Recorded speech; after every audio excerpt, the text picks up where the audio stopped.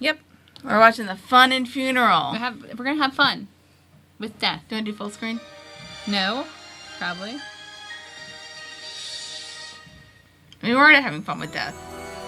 Welcome back to another episode of First Reaction Fan Reaction. I'm your host, Dara Whitman, and here with me is my lovely co-host, Cailin Clothier. It's so weird because you're just next here. to me. Like we could just reach out and. But Kaylin's germophobic. I am. This is not a good time for me to be alive. I'm having a great time, everybody. Listen, we're gonna be fine as long as you wear your face mask, and when you come home after a long day, you take off the proper clothes and you take a shower. As long as you're fine, Wash your hands. Yes, that too.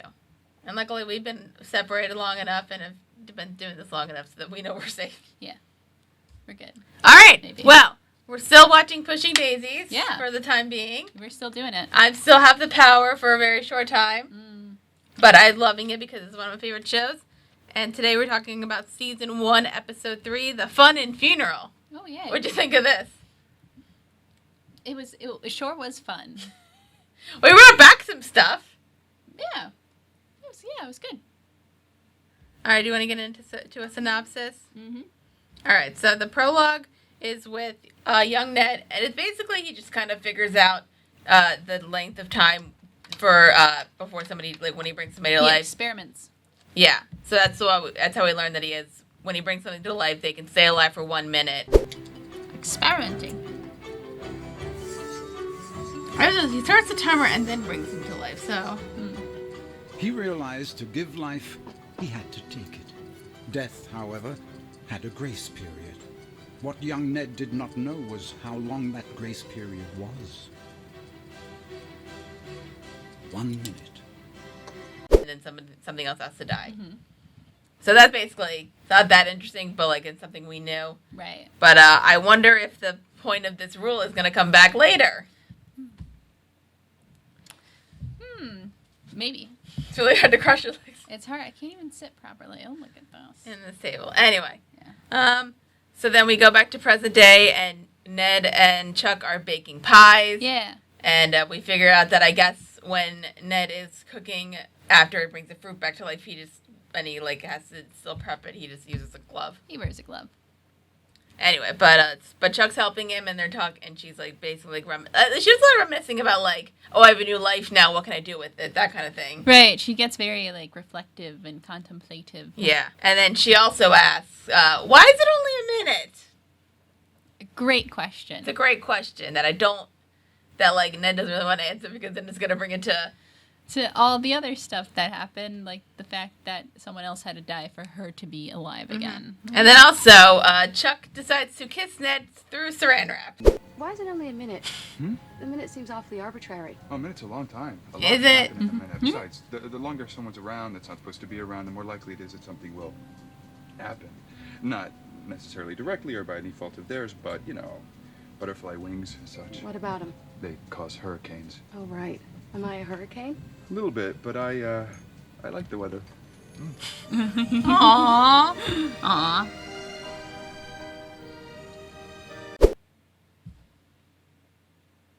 That's pretty good. Yeah, I mean, I guess my concern would be what happens if it rips? That's what I was thinking. It's it's not super thick. If you're not careful, that thing's gonna Well, we've also established you don't need as long as you don't need a thick layer. Right.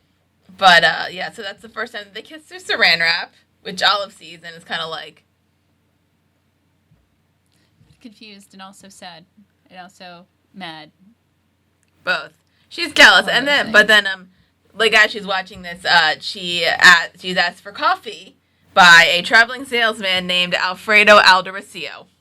Nice. All of these names are these names are really funny. No, I love it. That's all of these names are fun, and then Ned. And then Ned. It's just Ned.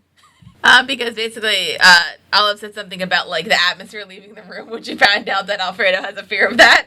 He has a very specific phobia about the atmosphere diminishing and then all the air actually being sucked out of the room. Well, luckily, he can use the homeopathic antidepressants that he sells. Ever felt like all the oxygen left the room? Oh my, yes. In that moment, Alfredo Aldericio recognized a kindred spirit in Olive Snook. He also lived in constant fear of the oxygen leaving the room, but his pathology ran much, much deeper.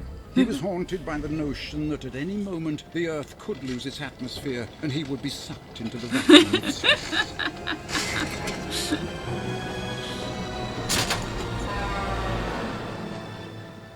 Excuse me. As a traveling salesman. He's a traveling salesman. So, I guess. It sounds like he also makes them himself. It sounds like he was like the first to jump on the essential oils train. Yeah, but you shouldn't consume essential, like You probably shouldn't. Like, smelling them through a diffuser is fine. But, like, you shouldn't consume them, like, through, like Eat them. Like, I use the diffuser. Mm-hmm. Which, like, I think, like, technically, if you use it too much, it can cause, like... Yeah, you gotta watch out. Also, it's not good for pets. Depends. Certain oils aren't good for certain. Oh, I just animals. use it in my room, and my dog doesn't. That's fine. No, I was about to say, like, I think just, like, I use the diffuser, and I think they say, like, you should only use it for, like, a couple-hour increments. But I kind of just, like, leave it on while I'm sleeping. That's fine. Yeah. Do you feel relaxed? I do. It kind of depends. Like, it makes my room smell nicer. Yeah. And that just puts you in a better mood. Mm-hmm. That's fair. Despite the fact that Goop sells, like, one bottle for $20. What kind of oil are they selling? I don't know. I should get off... You should probably stop looking on Goop. I will say this for people who are going to mock me. I have not purchased anything. So, yeah, it's fine. You're just looking. You're just, like, kind of pointing. It's kind of, like, I can't stop. It's such... if we do it random, we might talk about it. I can't stop looking at it. You have a serious Goop problem. I do. But at least I haven't wasted money. That's true. That's fine. Mm-hmm. Pushing Daisies. Pushing Daisies. So then Emerson comes in, and he gets ice cream, which means now I want ice cream. Mm-hmm. And I want ice cream. basically tells Ned that he has a case, but he wants it to be private with just him and not Chuck, but like, you know. Somebody died? How did they die? They died mysteriously. He somebody or she somebody? He, I told you I wanted to discuss this in private. Chuck is private. Part of my private. She ain't part of mine. I don't know her. So what's the mysterious part? The way they died or the circumstances? I mean, did you find him with a noose around his neck? And you didn't quite know how it got there. Did he drown in his bed but the sheets were all dry? You're obsessed. Am I? Do you think dying's made me morbid? Come on. How did somebody die? Said it felt like life just got up and left him. Yeah, no. Chuck's gonna come. So then they go to the morgue. Makes her happy. Cailin, on a scale of 1 to 10, what's your concern level? Redeem your coupon. Oh, now you gonna listen. 6? No. I ain't gonna say another word. Future me, though, is going, I told you so up one side of you and down the other one, but now me is just gonna sit back and watch. Mm-hmm.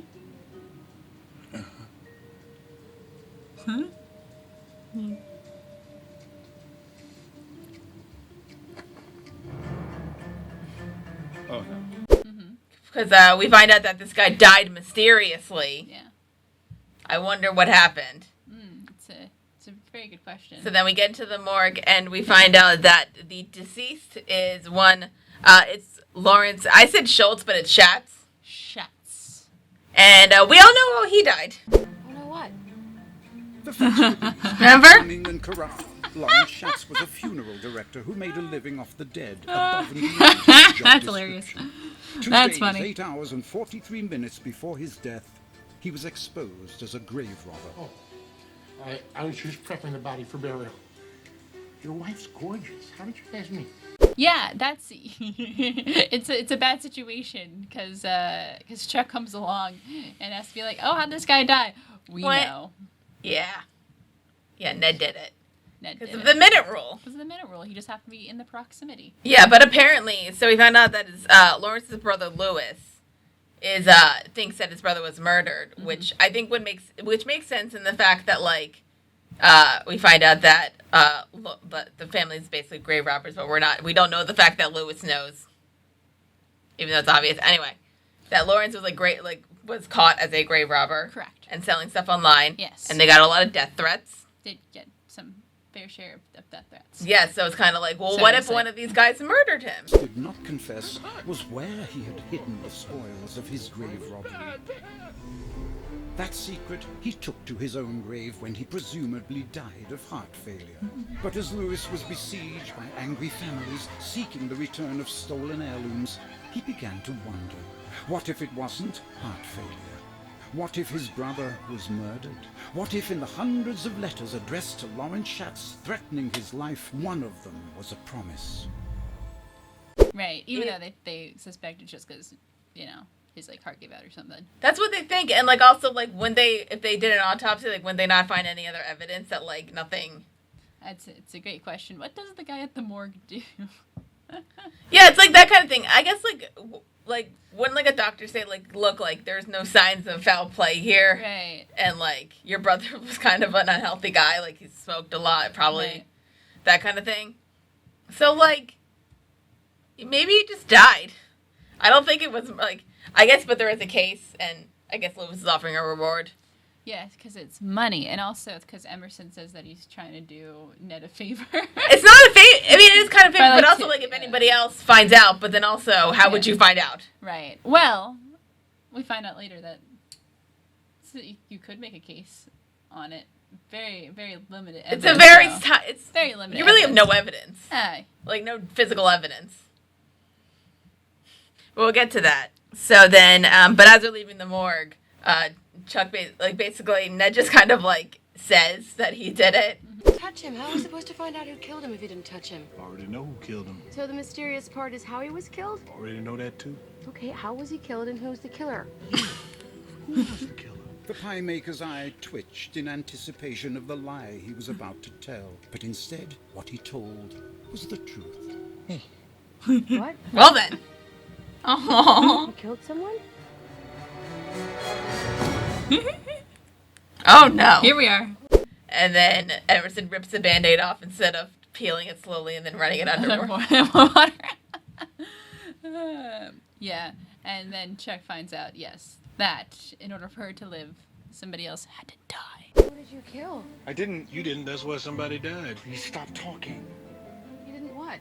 Look here. You need a ticket to ride this ride. If your ticket gets punched, then you got to take somebody else's ticket. Why are you still talking? I'm ripping off the Band-Aid. I'm not a ripper. I pull up a corner a little at a time, then I run it under warm water, and I pull it up a little more. It's a process. Better to rip. I didn't actively kill. I'm not an active killer. I'm not a killer. You killed someone for me? It wasn't my fault. It's a random proximity thing. There was no choice or decision-making whatsoever. So she's upset. Yeah, understandably so. Yeah. She feels like And she feels that this life isn't her own then. Mm-hmm. Yeah. But it's this kind of thing of the choices that we make and that kind of thing. Mm-hmm. And then I was gonna say also there's another discussion with Olive and I think at some point they say Fredo, but I know his full name's Alfredo, but yeah. I'll say Fredo, and it looks like there might be at least it looks like he's interested in her. He's into it because she just happened to accidentally press one of his personal buttons, and he's like. And I don't know if yes. Olive should go for this because he might be a bit cuckoo bananas. Little. But at least he's interested on some people. Neutral thought gives me pause. Neutral for only this portion of the conversation, but I do have complimentary observations as part of a follow-up discussion, which I intend to headline with an offer to repair your espresso machine. What's your neutral thought? You seem decidedly unhappy. I haven't decided that. No anxieties, neuroses, pathologies? Garden variety. What are you beating at? I'm beating at happiness. I've beaten it into submission and bottled it for convenience. You want some? It's homeopathic. That's true. That's true. He's right there. But this is where he kind of explains his homeopathic antidepressants. Also, I forgot to mention that Alfredo's played by Raul Esparza. What? Raul Esparza? Okay, I don't know who that is. I know he does. I think he does a bunch of stuff with Brian Fuller. Oh. And then I think he's on Broadway. He's been on Broadway. Huh. A lot of theater folks in Brian Fuller's That's true. programs. It appears. Oh, he's a Delaware fellow. That's not far off from our area. Yeah, I know he's in Hannibal. Yeah. Oh, he was in Law and Order SVU for a long time. Very nice. Damn, that's a lot of episodes. Yes. Well, Law and Order's been on forever. SVU. So long. SVU. It's been on forever. Yeah. It's like Grey's Anatomy. It's true. Don't you ever just want a show to end sometimes? Don't you ever just want to be like, I think I said this to my sister, and I will, and I've kind of vowed to this. If Grey's Anatomy ends, soonish, I'll watch it. I'll watch all of it. Oh, man, that's too much. And then we'll do it for this show. No. I don't want to watch Grey's. I don't want to watch Grey's Anatomy I either. have no desire to watch Grey's Anatomy. Oh, I've seen episodes and like I can't. Like I kind of get involved, but like I don't want to. When it's like trending on somewhere, or like I just like will look through it and just try to like piece together what happens. But I'm not a big medical procedural person. I just get grossed out by medical stuff, but I like House. I'm not super grossed out by it, but just like I just can't get that interested. Like if like I can watch like a few episodes because I start because I watched the first season and then a couple episodes of the next season of The Resident, which that show's silly. Watched that with my parents. And also there's some stupid stuff in there. Anyway, I digress, but I'm not big into medical procedurals. The most I ever watched was like a season of something. I thought you watched Scrubs. Does that count? It's a little different. I guess it's because Scrubs is a comedy and it's like doesn't take itself too seriously. I do like Scrubs. That's true. I will rescind my statement. I do like Scrubs. No one else has done it like Scrubs, so. Okay. Pushing Daisies. Pushing Daisies.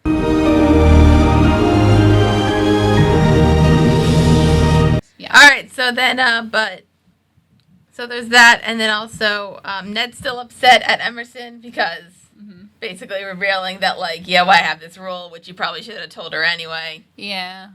They need to go back. They want to go back to the funeral home because basically Emerson just wants to find out where all of the. Take this case. You want me to take this case? I'm making sure nobody else solves it. Look, I didn't want to go down this road with you. I'm sensitive to your experience. I understand. He's not it's wrong. Dramatic, but now I need to chat with Lawrence Schatz before he goes into the ground. Tomorrow. I'm not going back to that funeral home. It's returning to the scene of a crime. That's just sloppy. So who would find out? Way to ask him what? I want to ask Lawrence what he did with all those precious family heirlooms. So you can return it to the families and help heal the grieving? Right, all the stolen heirlooms are But they located. said some of them were sold online, so clearly some of them are gone. Right, but there's still a good number, probably. Unless left. it's like a double scheme where like they take the stuff, they try to sell them, then they get the money, and then they don't give it to the people. Ooh, which means they can sell it again if they wanted to. Ooh, that Even sounds like a a double lot. scheme. That sounds like a lot of work. Yes, but the money is worth it. But Ned doesn't want to Maybe. go because of like double jump. I don't know. Yeah. And but Chuck says like, no, I want to go because I want to thank him, and you need to apologize. Right. Right. Talk to Lawrence Schatz. Oh, I want you to talk to him too, why would I do that? so you can apologize and I can say thank you. As the Anyway, so they go to the funeral home where Lawrence is being buried, and then also we meet Lewis. Yeah. They're twins. They're twins, and he's wearing a Darling Mermaid Darling shirt. And they're supposed to have a tour, but then it got canceled. After losing Chuck, Aunts Lily and Vivian had a better appreciation of the preciousness of life. With luggage packed, bonnets cinched, and sunscreen vigorously applied, they were ready at last to start their long-awaited comeback tour. But not today. To their surprise, there was something waiting in the morning mail alongside the thrifty nickel and the penny saver. It's from Charlotte. In that moment, only for a moment, Aunt Lily forgot Chuck was dead. Yeah, because they had an emotional relapse. They did. They got a They were about to go, but then they got a postcard from Charlotte, from Chuck, and then they got sad. Yeah. Very sad. Yeah. Yeah. Well, they got water in her eye patch. Yeah. That was funny. So the tour got canceled, and then Chuck's more upset, and then they go into Lawrence, they bring him back to life. Ned apologizes. Chuck tries to say hey, thank you for my life, I guess, blah blah blah. And then Emerson's like, where'd you hide the stuff? And then he's like, ask Lewis, we did it together. Right. And It I'm was a like, family affair.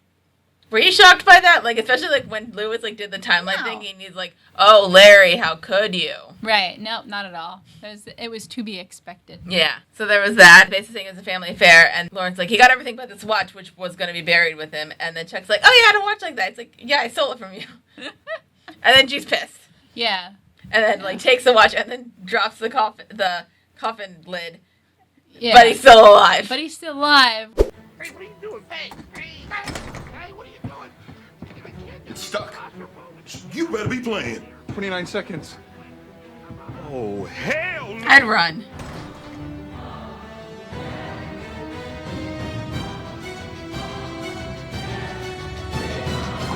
Fine. It's fine. I mean, somebody's gonna die soon if they don't And get it's the not thing gonna be open. Ned because it can't be him. And then I think like it can't be Chuck because of double jeopardy. So like the next event would probably be Emerson. So Emerson bolts. Everything just runs.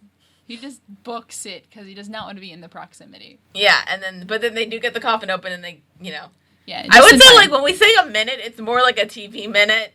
Right. So it's not exactly. They do a lot of things in that minute. That minute is very it's very flexible.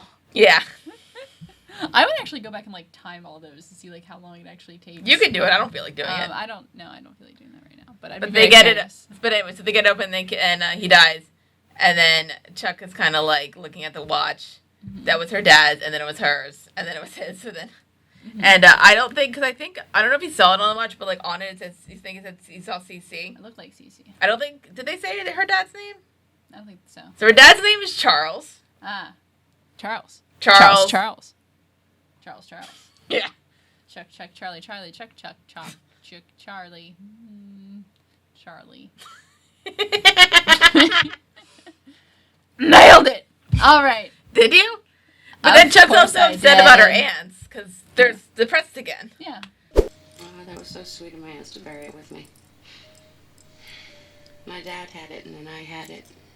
And I suppose he had it, which really stings me. Got it back. Yeah, I did. It's nice to get things back. My aunts canceled their tour.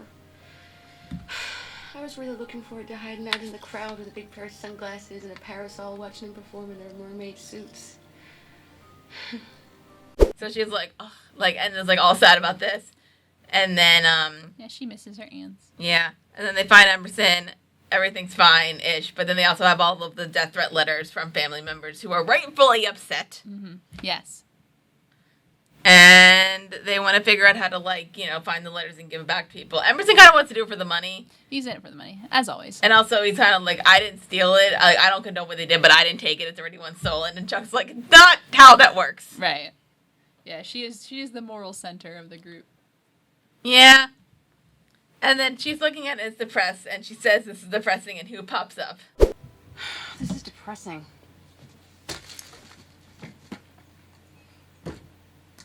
Did you say depressing?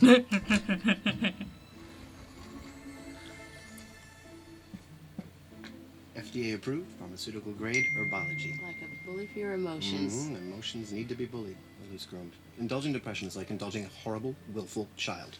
If you're allowed to run roughshod, you find yourself catering to its every whim. So, bully it, and bully it good. Someone who sells antidepressants. Yeah. Oh, that's funny, because they say homeopathic, but he says they're, FDA approved, which I know he could be lying, but, it sounds kind of fun. It sounds like fun. Let's enhance our mood. I think she just, wanted them and didn't I was thinking, no, you would have to buy them. Right. But he gets her a sample pack. Yeah. I don't know how long that's going to last. No idea. But, so she decides, hey, I'm going to bake a pie. Chuck wasn't thinking of herself. She was thinking of her aunts. Though the life she was living was not her own, Chuck found a way for her living gift to be the gift that kept giving. Mm-hmm.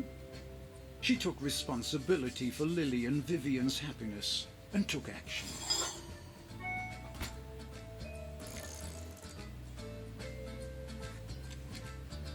So the plan is, and put some of the antidepressant stuff in there, and then give it to my aunts.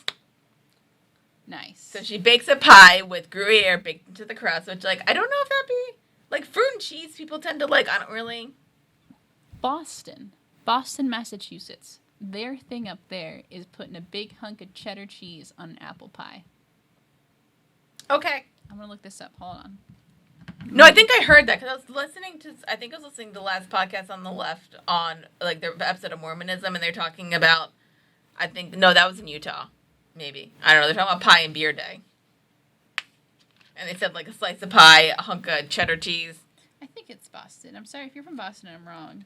But I think it's like a... If you're from that's like a New England thing. You're from Boston? Look. That doesn't look... I mean, I'm not a big fan of, apple or... I don't like pears, and I'm not a big fan of, apple or pear pies. So, awesome. But I guess, a nice, a Gruyere... I know, people like fruit and cheese together, which I'm also, not a huge fan of. Mm-hmm. If it's there, I'll do it, but... New England thing. Pushing Daisies? Pushing Daisies.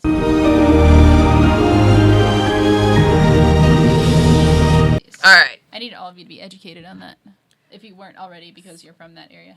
So Chuck bakes the pie and then puts it in the thing to be delivered. And then the delivery boy comes by, and it's apparently out of his area. I don't know the distance anywhere. Don't ask. I don't know. Nobody knows. Everything is like very kind of like. It's like within like a few hour driving distance. Right. If we're gonna say. Probably. Don't question it. So it's like not there, but then so she asks, do you want to be a delivery boy or delivery man? And then he's like, boy. Bye. You go be a man. But apparently a lot of people around there want pies. But I guess like if the pile's been there I was thinking about this, if the pile's been there for a while, like why wouldn't you just like screw it, I'm gonna get a pie? Sometimes you just need to sometimes you can't go out to get the pie, you're busy. You got things to do. Especially during time of social distancing, we need some comfort food. But we don't want to get out to get it. Exactly. So makes sense. And then I was like, all right, I'll go deliver it. I'll be a good person and deliver this pie. And then as she's leaving, we pan over in the freezer and we see... It's my day off. And I'm a girl. In her own way, Olive identified She's feeling weak. with How the did she get a plight day of the off? Well, I guess... abandoned pie. It was meant for someone, and without a little effort, it would never be with the one it was meant to be with. And tragically for Louis Schatz, he was meant to be with his brother. Well, unfortunate. So he dead. Louis Schatz. He's dead. He dead. And in a freezer. Yes. In the pie hole. In the pie hole freezer. Yes. So not pie good. Freezer. And then Ned and Chuck are in the kitchen. They're kind of talking about Ned's decision to keep her alive. Mm-hmm. And she's kind of like rationalizing it in her brain about like how like if something... She's using like a damsel in distress kind of thing of like, oh, I accidentally killed an outlaw. Right. While trying to save somebody. Mm-hmm. It's like, how would you feel? And it's like, I guess good and then bad is like a mix. Right. But then they find Louis Schatz in the freezer. And he dead. Yeah. Which they weren't... And also they call Emerson, and he's like, you're being set up. Right. You should probably... And the police are already there. Yeah. So, you know, and, like, unfortunately, like, luckily they don't have to, like, drag a dead body. They can just bring it back to... I was like, oh my god, how are they going to get the body out? And then he was like, touch him, like, oh. Hey, Emerson, you going to heaven too? Yeah, we all going to heaven. That's so weird. We die at the same time. Mm-hmm. The rapture. No way. Yes, wait. So it's been a minute? 30 seconds? Yeah. Because he's alive again now. So then they get him out of the freezer. They put him into Emerson's car. And also, nobody technically killed Louis. Mm-hmm. He choked on a piece of tongue. He told us to ask you what you did with all that stuff you stole off those dead folks. Yeah, but first you gotta tell us who killed you. Heaven will want to know. I choked on a piece of tongue. Yours or somebody else's? In this instance, the tongue belonged to a cow. Although Louis Schatz had been limiting his portions, they weren't so small they couldn't block his windpipe when he was confronted by an angry customer. So also, nobody technically killed him either. Then I lost consciousness. Yeah. Cow tongue. Blech. He was eating some cow tongue, and then he choked Have on you it. ever tried tongue? No. Do you want to? I have one in my mouth already. We don't need any more. Unless I'm single. Call me. Anyway.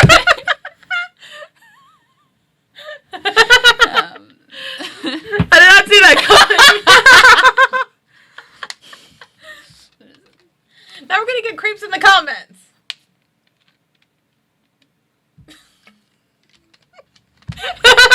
Alright, let's go. Anyway. Are you okay? No. I'm very lonely. I'm right here. I'm not gonna make out with you because I'm not. Yeah, no. Anyway, let's go. Let's continue. So the cops are there. well, first Louis tells a story about how like somebody came in, talking about like a sword that was that you From guys the stole Civil War. From the Civil War that somebody stole, and then but like instead of like before he could say anything, Louis choked on tongue and died. Yeah. And but before he can say where the jewels are, didn't touch them because he dead. Right. And then they find out the guy who probably was like, because as reading the letters, Chuck found would blah blah blah blah blah. After reading the death threat letters, Chuck found the letter referring to a Civil War sword. Right.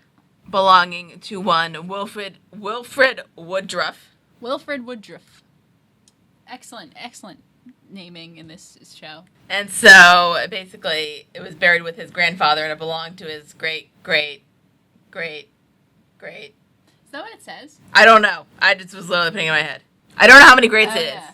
There Like we go. Civil War. I was confused for a second because I thought it belonged directly to the grandfathers and it was the grandfather. Great grandfather. Okay. It was buried with his grandfather. Right. But anyway, we'll get to that. Right. So then they're going back to the funeral home Mhm. in order to bring back Lewis. Mhm. And then we cut back to Olive. She's like freaking out going into this house to give them the pie. Right. Which like I guess like kind of didn't work because like I knew that it was Lily and Vivian and they're not Right. creepy. They're just weird. Yeah. And also it's like bright daylight. And it is really funny because it looks like at night it'd probably be a really creepy looking house, but it's just like broad daylight but it's like the music and like everything makes it seem like it's like a haunted house. It's And just then so funny. Vivian comes out and then she gets them the pie and then they have a nice chat. Mhm. And that's when Olive learns that I guess she knew that like Charlotte Charles like was there that whole story. Yeah. She didn't know that Ned lived across the street and there's a boy who owns a pie shop. Mhm. Seems like he grew up to be a nice young man. Beaver Boy did say he was a pie maker. Imagine he gives lots of people pie. Beaver Boy's a pie maker. Mm-hmm. Who was childhood sweethearts with your niece, lonely tourist Charlotte Charles, who is dead presently. The truth about the dead girl who wasn't dead. Also, that's not good. Olive's tongue. She dare not let it out, so she took another bite. She puts it together She that puts it all together. that Chuck is a lonely tourist who was dead and now is not dead. Oh no, now she knows something. She knows something. She doesn't actually But she's got figure out the death stuff. she's got Pretty leverage. close, yeah. She's got leverage. She's got it. Right. And then we go back to the funeral home and the door's locked, so they have to go through a window. Mhm. So then Ned gets through and is like, "Oh, you guys can fit through." And then Everson goes in second. He can't fit. Poor guy. That's the cultural reference later on. Cause like, and then anyway, but then also you have to remember they're in a morgue. Yeah. So then Ned kind of like I think like trips, goes onto a dead body, Accidentally touches some dead people. and then they say that, but then he sees another body moving, and then he goes to it, and then I guess he didn't notice like this body was fully clothed, and starts poking it. Yep. But it doesn't work because it's already a live person. It comes, it's the Wilfred Woodruff. Wilfred Woodruff. Ah! Oh my God! What's going on in there? Wilfred Woodruff found his sword. I propose to fight it out on this line if it takes all summer. What line? It's autumn. Ulysses S. Grant said that. Not all of it, just the last part. Battle of Missionary Ridge. My great-great-great-great-grandpappy fought proudly against him with this sword. You adopted? Wilfred Woodruff was not a... Were you surprised by like the look of it and like his accent? I'm not sure if I like should have laughed. I'm not sure if this is like a fair for its time, not funny now, but I thought it was really funny. But I think a lot of this show is just like is like quirky and because it deliberately tries to do things you wouldn't expect, like the like the hardcore private eye like likes to knit, like things like that. It's like little things that you don't expect to go together are going together. So of course you have the man of Chinese descent with a really thick Southern accent and a name of like Wilfred Woodruff. Hilarious. And it's mostly just hilarious in a way that it's something that you're not expecting. And he's also got a he's got like the sword and he's got like the sword. It's basically about to kill Ned. I love like the bit of like really dark comedy where he like cuts off a foot and they're like ah. But we find out Wilfred's story, which is that his great grandfather Pham Bing Wu, I guess was a like like one of the immigrants who worked on like the railroad. Yeah, and I guess like their foreman died, so then most of them ran one way. He ran the other way. Yeah, he ran towards the south. Why Pham Bing Wu chose to run southeast is not known. Some said it was the hand of destiny. Others felt it was heat stroke. Eventually, Pham Bing was forced to steal the clothes of a fallen soldier. There's a little Confederate. Returning to his journey, he soon realized he was not alone. Pham Bing immediately realized he did not belong in this place at this time. But this time and place seemed more than happy to have. and not northwest like many of the others. And then he decides to steal the clothes of a dead Confederate officer. Why not? He steals them, and then I guess like the Confederates don't think about it. And they respect the uniform, and so he adopts. Doesn't matter the ethnicity. Like the Confederates weren't as racist as we thought. Excellent, wonderful. Yeah, that settles a lot of things. They were fighting for independence. It's all about states' rights. It's all about states' rights and nothing else. The states' rights to do what? Time will tell. Anyway, let's continue. To be racist. Pushing Daisies. Pushing Daisies.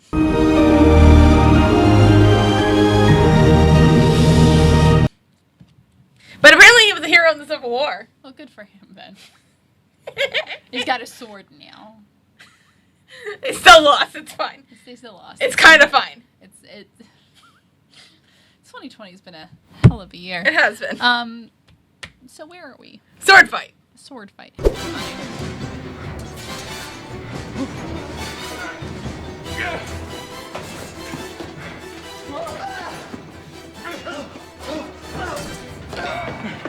This sword was supposed to be buried with my grandpa. Instead, it shows up at some online auction at which I take umbrage. You should take umbrage. The sword fight between Wilfred and Ned. It's so silly. This is just so. But the music's silly. really epic. It is, and that's what that makes it sillier. But we find out that Wilfred knows how to sword fight because he was doing a bunch of Civil War reenactments, right. And Ned knows because he wanted to be a Jedi. Now you should know that I was thrice named alternate sword master at the Southern Area Regional Volunteer Infantry Reenactment Regiment. I wanted to be a Jedi. That's over.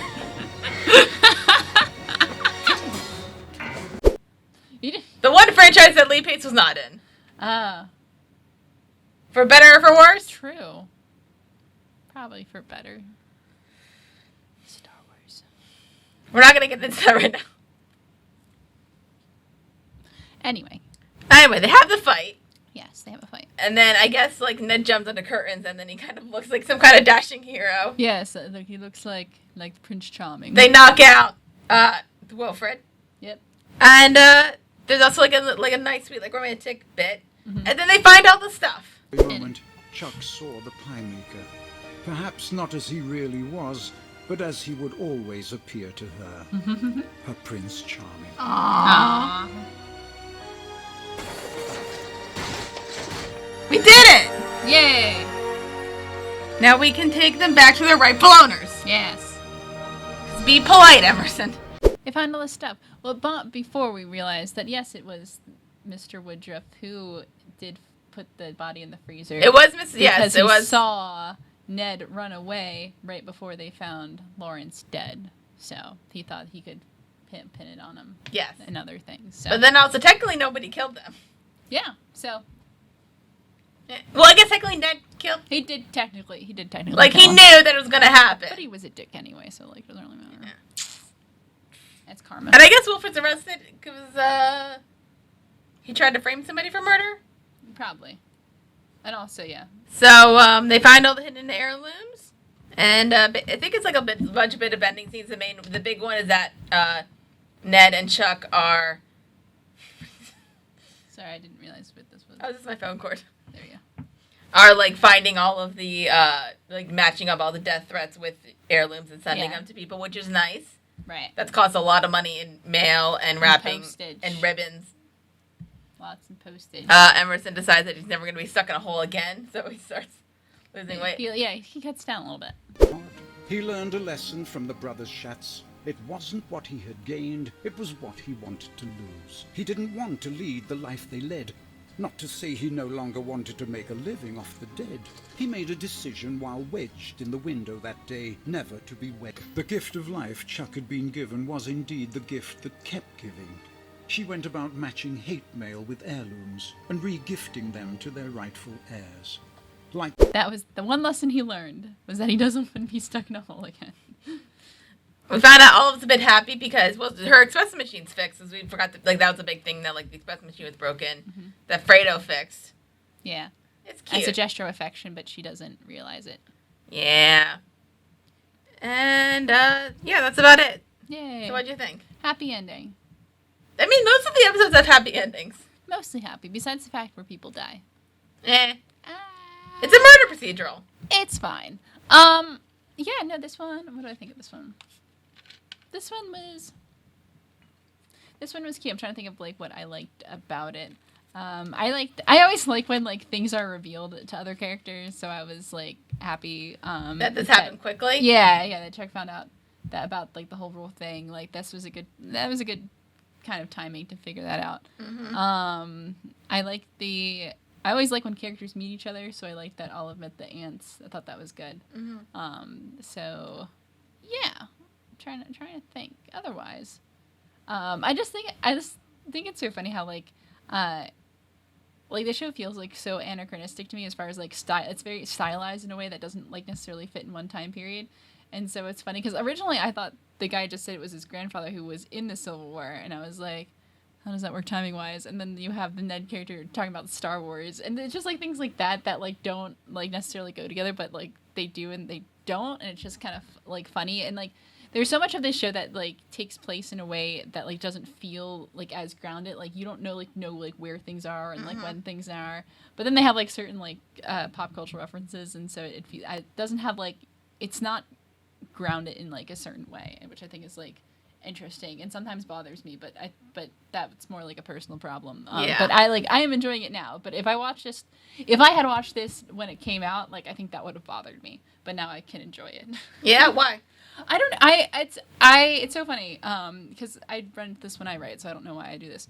Why it bothers me, but like shows like stories that don't feel like if I can't like figure out like exactly like when and where it is, like I'm like, but then how can I immerse myself in it? It's very weird. Oh, okay. But I'm over it now. We've grown. Yeah, I really like this episode. I think I've like sometimes like there's a lesson that like Ned needs to learn throughout, and it's like the one of like, hey, like we all make choices, and like right. Like even like with this one, he says like I would still do it again. Like I'm upset about this. I would do it again. Oh, I think it's nice the way it is. No. I made a choice, and I would do it again. I let Lawrence Schatz die, and if I was faced with that choice right now, I would make the same choice. You could put me in a loop, and I would make the same choice every time. That's how confident I am that it was the right choice for me to make. It's consequences, but like that, and like the final line of like, I'll go get some Saran wrap. I'm gonna see if I've got some plastic wrap. Yeah! Get it on. Not too much. That was good. Listen, they're working a way around it as we find out later with their problems. Yeah. They got problems. Some trivia. So apparently they misspelled Corticors in the pilot, and they fixed it here. Nice. And then also the funeral home was changed because it was Corticor's funeral home, and now it's the Schatz's funeral home. Nice. Schatz Brothers' funeral home. Okay, yeah. Chi McBride had a butt double when he was stuck in the basement window of the funeral home. The culture references, we mentioned that when Emerson is stuck in the window, Chuck mentioned Winnie the Pooh. Winnie the Pooh, yep. Because of that whole thing where he gets stuck into the... That's fun. It's the ABC show, so we can do it. Yeah. It mentioned the Jedi thing. When Ned is talking to Emerson about... Or when Emerson's talking to Ned about, like, the whole situation, Emerson says, who do you think hooked us up with Corpse Bride? Like, referring to, like, how they got into... Yeah. Yep. Referring to Corpse Bride. The Corpse Bride, which is a movie. It is a movie. That exists. That you can watch. Somewhere. Places. Somewhere. I don't know where. I actually like that movie. I'm not going to lie. I don't think I actually ever saw that one. It's good. It's not like Nightmare Before Christmas good. Yeah. Because, like, I would just say, like, there's more memorable stuff in Nightmare Before Christmas. Right. But it's still good. Yeah. I want to talk about the next episode? Let's do it. All right. We're going to talk about Season 1, Episode 4, Pigeon. We got to take a break, though. We are taking a break. We're taking a break. Stay tuned.